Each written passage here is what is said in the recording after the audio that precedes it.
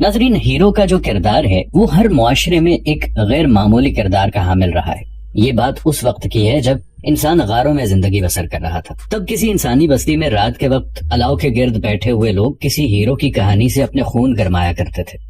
آپ نے پرانی غاروں کی تصویریں بھی دیکھی ہوں گی جن میں کسی شکاری مہم کی تصاویر یا ہیروز کی تصاویر ہوتی تھی جو اپنے سرماؤں کو خراج تحسین پیش کرنے کا ایک طریقہ تھا۔ لفظ ہیرو قدیم یونانی تہذیب سے ہم تک پہنچا ہے، جس کے اندر جنگجویانہ، قائدانہ اور رول ماڈل کی صفات جمع ہے۔ یونانی دیو مالائی ادب میں ہیرو سے مراد وہ فانی شخص ہے جو لافانی کارنامے سر انجام دے، یعنی انسان تو بہرحال فنا ہو جاتا ہے، لیکن اگر اس کے کارنامے دائمی زندگی پا جائیں تو وہ ہیرو قرار پاتا ہے۔ ہیرو اپنی قوم، اپنے معاشروں کو زندہ رکھتے ہیں۔ یہ عزم اور جد و جہد کے منارہ نور ہوتے ہیں۔ ان کا کردار ممکنات کے ایک خاص زمانے سے جو تصور ہے اس کو وسعت دیتا ہے۔ جو ناممکن سمجھا جا رہا ہو اور ناممکن ہونے کی وجہ سے اسے کوئی ہاتھ نہ ڈالتا ہو، ہیرو اپنے عمل سے دکھا دیتا ہے کہ یہ پہاڑ سر کرنا بھی ممکن ہے، اور سب سے بڑھ کر یہ کہ ہیرو اپنے بعد نئے ہیروز کو جنم دیتے ہیں۔ تاریخ انسانی میں بہت سے ایسے ہیرو گزرے ہیں جن کی جد و جہد، قربانی اور اس کے نتیجے میں حاصل ہونے والی کامیابی پوری انسانیت کی بھلائی کا سبب بنی۔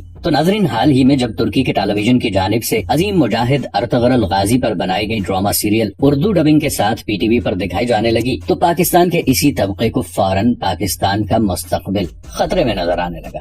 کچھ ایسے لوگ ہیں جنہیں کبھی اس بات پر تشویش نہیں ہوتی کہ اگر پاکستان کے بچے اسپائڈر مین، بیٹ مین، آئرن مین اور سپر مین جیسے مغربی فرضی کرداروں جیسے کپڑے پہن کر انہیں اپنا ہیرو تصور کرنے لگے، لیکن جیسے ہی اس بات کا اندیشہ پیدا ہوا کہ کہیں پاکستانی قوم ارطغرل غازی کو اپنا ہیرو مان کر مغربی ثقافت اور سیاسی ذہنی تسلط سے آزادی کا نہ سوچنے لگے، ہر طرف سے ہماری نام نہاد اشرافیہ کے اس اقلیتی مگر انتہائی مؤثر طبقے نے شور مچانا شروع کر دیا۔ خیر، یہ چونکہ نظریاتی جنگ ہے لہٰذا یہ چلتی رہے گی۔ یہاں ہم آج کی ویڈیو میں ان غلط اطلاعات کی تصحیح کرنے کی کوشش کریں گے جو اسلامی تاریخ کے اس غیر معمولی کردار کے بارے میں دانستہ یا نادانستہ طور پر پھیلائی گئی ہیں۔ ناظرین، بات کرتے ہیں جلیل القدر پیغمبر حضرت نوح علیہ السلام کی، جن کے 3 بیٹے تھے، حام، سام اور یافس۔ آپ نے تینوں بیٹوں کو زمین کے 3 مختلف مقامات میں آباد ہونے کے لیے روانہ کیا۔ عرب اور ایرانی اقوام سام کی اولاد ہیں۔ حام سیاہ فام اقوام کا جد اعلیٰ تھا، جبکہ یافس نے اپنے والد گرامی کے حکم سے مشرق کی جانب سفر کیا اور ایک جگہ آباد ہوا۔ اس نے 250 سال عمر پائی۔ اس کے 8 بیٹے تھے، ترک، خضر، چین، سقلاب، روس، منگ، کماری اور تارخ۔ یافس کا انتقال ہوا تو اس کا بیٹا ترک سردار بنا۔ دنیا بھر کے ترک اور مغل اقوام اسی کی نسل سے پیدا ہوئی۔ حضرت نوح علیہ السلام کے اس پوتے ترک نے روئے زمین کے اکثر ممالک کا سفر کیا اور ایسک کول نامی جگہ پر قیام کا فیصلہ کیا۔ یہ جگہ موجودہ قرغیزستان میں ہے۔ ترک کے 4 بیٹے تھے، توتک، چیگیل، برسجار اور املاق۔ باپ نے مرتے وقت تک توتک کو اپنا جانشین مقرر کیا۔ دنیا میں سب سے پہلے خوراک میں نمک کا استعمال توتک نے ہی کیا تھا۔ ہوا یوں کہ ایک روز توتک شکار پر نکلا اور ایک ہرن شکار کر کے اس کا گوشت بھون کر کھا رہا تھا۔ اسی اسنا میں گوشت کا ایک ٹکڑا زمین پر گرا۔ اس نے اٹھا کر منہ میں ڈالا تو بہت خوش ذائقہ اور لذیذ معلوم ہوا کہ وہ زمین نمکین ہے۔ اس کے بعد سے نمک خوراک کا اہم جزو بن گیا۔ توتک کے بعد ایلجا خان اور اس کے بعد دیب باقوی سردار بنا۔ اس کے بعد گوگ خان نے ترکوں کی سربراہی سنبھال لی اور مرتے وقت النجا خان کو جانشین بنایا۔ اس کے زمانے میں ترکوں کی آبادی کافی بڑھی اور وہ ایک وسیع و عریض سرزمین پر زندگی گزارنے لگے۔ النجا خان کے 2 بیٹے تھے، تاتار اور مغل۔ وفات سے قبل النجا خان نے دونوں بیٹوں میں مملکت برابر تقسیم کر دی۔ یہاں یہ بات یاد رکھنے کی ہے کہ حضرت نوح علیہ السلام کے بعد یافس سے النجا خان تک سب مسلمان تھے، تاہم اس کے بعد مال و دولت کی فراوانی میں اس قدر غرق ہوئے کہ خدا کو بھلا دیا اور کفر میں داخل ہو گئے۔ مغل خان کے 4 بیٹے تھے، قرا خان، گور خان، ٹیر خان اور خان۔ قرا خان بھائیوں میں سب سے بڑا تھا، اس لیے قبیلے کے قاعدے کے مطابق والد کے انتقال کے بعد وہی حکمران بنا۔ قرا خان کا بیٹا تھا اوغوز خان۔ یہ وہی اوغوز خان ہے جس کا بار بار ذکر ڈرامہ ارطغرل میں کیا جاتا ہے۔ اس کی مہر جس کے ہاتھ لگ جاتی وہی طاقتور ہوتا تھا۔ کہتے ہیں کہ اوغوز خان جب پیدا ہوا تو اس نے 3 شب و روز تک اپنی ماں کا دودھ نہیں پیا تھا۔ ہر رات اپنی ماں کے خواب میں آ کر کہتا کہ اے مادر، خدائے واحد پر ایمان لیا ورنہ میں مر جاؤں گا، لیکن تیرے دودھ کو منہ نہیں لگاؤں گا۔ بالآخر اس عورت سے بچے کا درد دیکھا نہ گیا اور وہ مخفی طور پر ایمان لے آئی۔ بعض مورخین کہتے ہیں کہ یہ اوغوز خان دراصل قرآن مجید میں مذکور ذوالقرنین تھے۔ اوغوز خان کے جوان ہونے پر قرا خان نے اپنے بھائی گور خان کی بیٹی سے اس کی شادی کروا دی۔ اوغوز نے پہلی شب بیوی سے کہا کہ تیرا اور میرا رب ایک اللہ ہے جس نے پوری کائنات کی تخلیق کی، اس کی وحدانیت پر ایمان لیا اور اس کے احکام پر عمل کر۔ بیوی نے اس کی بات قبول کرنے سے انکار کر دیا۔ اوغوز نے اس سے مکمل قطع تعلق کر لیا۔ قرا خان کو کچھ عرصے بعد معلوم ہوا کہ اوغوز کے اپنی اہلیہ سے تعلقات ٹھیک نہیں ہیں، چنانچہ اس نے دوسرے بھائی قیر خان کی بیٹی سے اس کی شادی کروا دی، لیکن اس کی یہ بیوی بھی اللہ پر ایمان لانے کو تیار نہ ہوئی۔ اوغوز نے اس سے مکمل قطع تعلق کر لیا۔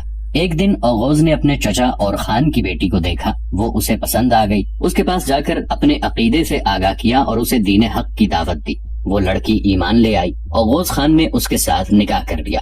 ایک روز جب اوغوز خان شکار کے لیے گیا ہوا تھا، اس کی پہلی دونوں بیویوں نے اپنے سسر قرا خان کے پاس جا کر اوغوز کے الگ دین پر ہونے اور اس سے قطع تعلقی سے متعلق آگاہ کیا۔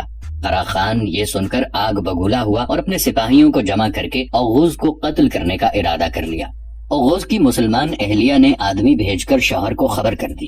اوغوز نے بھی اپنے حامی اور قریبی سپاہیوں کو جمع کر لیا۔ جنگل میں باپ بیٹے کے درمیان لڑائی میں بیٹے کو فتح ہوئی، جبکہ باپ ایک تیر لگنے سے ہلاک ہو گیا۔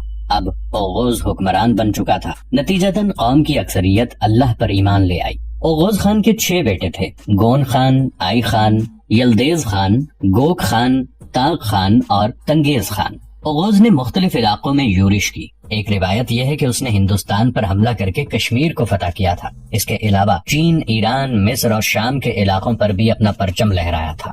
خلیجی، قارلک اور اویوز، مشرقی ترکستان جسے چین نے سنکیونگ کا نام دے رکھا ہے، یہ اس میں بسنے والے لوگ تھے۔ یہ بھی اوغوز خان کی نسل سے ہیں۔ آج کے ممالک ترکمانستان، افغانستان، بر صغیر، پاک و ہند، ایران، عراق، ترکی، آذربائیجان اور شام کے ترک قبائل اوغوز خان کی اولاد ہیں۔ اوغوز خان نے اپنے بیٹوں کو 2 گروہوں میں تقسیم کیا۔ اولن گول خان، آئی خان، یلدیز خان، دوسرے گوک خان، تاغ خان اور تنگیز خان۔ اوغوز کے انتقال پر بڑا بیٹا گون خان قوم کا سربراہ بنا۔ اوغوز خان کے 24 پوتے تھے، ان میں سے ہر ایک نے الگ الگ قبیلے کی بنیاد رکھی۔ ان میں سے ایک قائی، دوسرا چاولدارو اور تیسرا دو دورغا بھی تھا۔ ارطغرل غازی ڈرامہ دیکھنے والے ناظرین ان تینوں ناموں سے بخوبی آگاہ ہیں۔ گون خان کے بعد اس کا بیٹا قائی خان حکمرانی کے منصب پر فائز ہوا۔ بعد ازاں ترکوں میں حکمرانی قائی خان کی اولاد میں ہی رہی۔ یہ سلسلہ ارطغرل غازی تک پہنچا۔ ناظرین، حضرت نوح علیہ السلام سے ارطغرل غازی تک کی یہ کہانی ارطغرل غازی کے عنوان سے لکھی گئی کتاب میں شامل ہے۔ اس کے مصنف رحمت اللہ ترکمن ہیں، جو قائی خان کے چچا تاغ خان کی اولاد میں سے ہیں۔ ان کے آبا و اجداد ترکمانستان میں آباد تھے۔ 1920 میں اشتراکی انقلاب آیا تو رحمت اللہ ترکمن کے پردادا افغانستان چلے آئے۔ 1979 میں سوویت یونین نے افغانستان پر قبضہ کیا تو مصنف کے والد عبداللہ ترکمن اپنے خاندان کے ساتھ پاکستان کے ضلع ہری پور میں آباد ہو گئے۔ رحمت اللہ ترکمن کی پیدائش یہاں پر ہوئی۔ ابتدائی ثانوی تعلیم پاکستان میں حاصل کی اور اعلیٰ تعلیم کے لیے کابل چلے گئے۔ ارطغرل غازی کتاب میں انہوں نے ارطغرل کی زندگی کے بارے میں بہت سی ایسی باتوں کا انکشاف کیا ہے جو بہت کم لوگوں کے علم میں ہے۔ ارطغرل غازی اور امیر سبکتگین یعنی محمود غزنوی کے والد ایک ہی نسب اور قائی خاندان سے تعلق رکھتے تھے۔ ارطغرل غازی اور امیر سبکتگین دونوں ہی اپنے زمانے کی 2 عظیم سلطنتوں کے بانی تھے۔ جس طرح ارطغرل غازی نے سلجوقیوں کے اوچ بیگی کی حیثیت سے مغرب میں بازنطینی عیسائیوں کو بہت سی شکستیں دے کر اسلامی سرحدوں کی وسعت میں اضافہ کیا اور عثمان غازی جیسا عظیم جانشین چھوڑا، اسی طرح قائی قبیلے کے سبکتگین نے بھی ہندو راجے جے پال کو شکستوں سے دوچار کر کے ہندوستان کے علاقوں میں اسلام کی صدا بلند کی۔ حضرت سلیمان علیہ السلام پر ایمان لائے۔ پھر اسی سلسلے میں ایک سردار یاسو بھی آیا۔ ایک رات اس نے خواب دیکھا کہ مملکت عرب کی طرف سے چاند اور سورج پوری آبتاب کے ساتھ چمک رہے ہیں اور ان کی روشنی اس تک بھی پہنچ رہی ہے۔ اس خواب کے کچھ عرصے بعد مکہ میں حضور نبی کریم صلی اللہ علیہ وآلہ وسلم کے اعلان نبوت کی خبر پھیلی۔ یاسو نے یہ سنتے ہی مسلمان ہونے کا اعلان کیا اور مویشی ذبح کر کے گوشت رعایا میں تقسیم کیا۔ اس کے بیٹے قرا خان کو جب حکمرانی ملی تو اس نے اپنے ایک وزیر اور قوت کو مدینہ منورہ میں بھیجا، جس نے حضرت صلی اللہ علیہ وآلہ وسلم کی زیارت کی، جس کے بعد حضرت سلیمان فارسی رضی اللہ عنہ اسی قبیلے کے ہاں اسلام کی تعلیمات سکھانے کے لیے تشریف لائے۔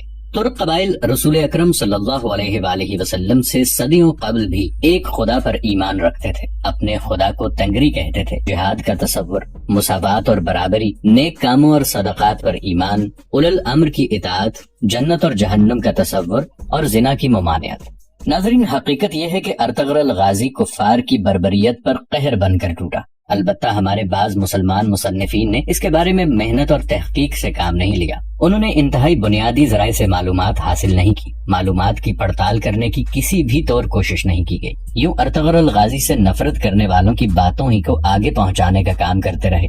ناظرین، اس ڈرامے کے حوالے سے ایک اور انتہائی خوبصورت اور مفید بات یہ ہے کہ اس میں غیر محسوس طریقے سے ان رویوں کی ترویج کی گئی ہے جن کی تلقین اسلام ہمیں کرتا ہے، یعنی ماں کے ساتھ کیسا برتاؤ ہونا چاہیے، بیوی کے ساتھ سلوک کس طرح کا ہونا چاہیے، اپنے سپاہیوں اور فوجی کمانڈروں کا کس طرح خیال رکھنا ہے اور دشمن کے ساتھ معاملات کس طرح کرنے ہیں۔ یہ سب باتیں واض و نصیحت کے انداز میں نہیں بلکہ کرداروں کے روزمرہ رویوں کے ذریعے دیکھنے والوں تک پہنچائی گئی ہیں، اور یہی طریقہ مؤثر ثابت ہوتا ہے۔